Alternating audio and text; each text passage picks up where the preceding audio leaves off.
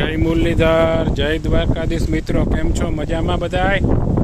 જો અત્યારે વરસાદી વાતાવરણ છે, માલધારીઓની દશા જો અત્યારે જાનવર બિચારા બધા જો ટાઢના પવન એટલો બધો વાય છે, માથે તળાવ છે, ખાવા પીવાનું અત્યારે બરાબર ન મળતું હોય.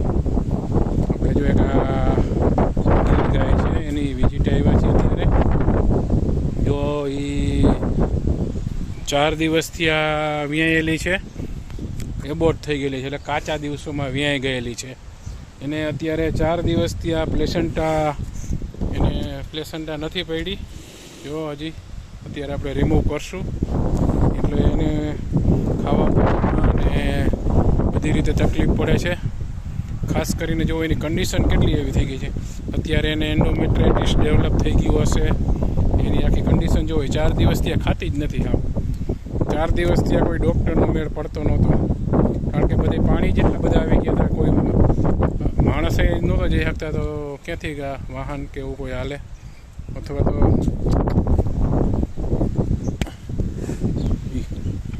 જો તમે જોઈ શકો છો આ ગાય બહુ સરસ છે. દર વખતે 10 લીટર દૂધ કરતી, આ વખતે અત્યારે 15-20 દિવસની વાર છે, તો એ વ્યાઈ ગઈ છે. અત્યારે આરોપી કરવાનું છે એનું, જો અને અત્યારે એને ટેમ્પરેટ હશે એનિમલ, જેથી કરીને આખું ધ્રુજે છે. જો કેલ્શિયમ ડેફિશિયન્સી થાય, પ્લસ એન્ડોમેટ્રાઇટિસ ડેવલપ થયું હોય.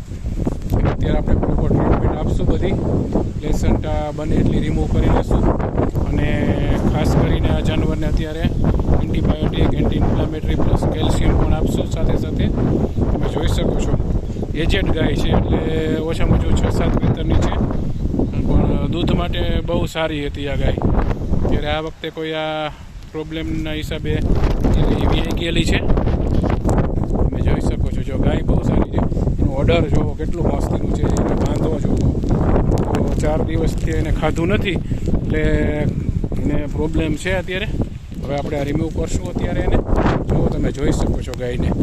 મિત્રો, ખાસ કરીને આને ટ્રીટમેન્ટ અત્યારે વહેલી લઈ લેવાની જરૂર હતી, પણ એની મજબૂરી હતી, આપણી મજબૂરી હતી, જેથી કરીને હવે આપણે આજે ટ્રીટમેન્ટ આપીશું. Thank you for watching my video. Please share, like and subscribe me. Thank you again. જય મુરલીધર, જય દ્વારકાધીશ.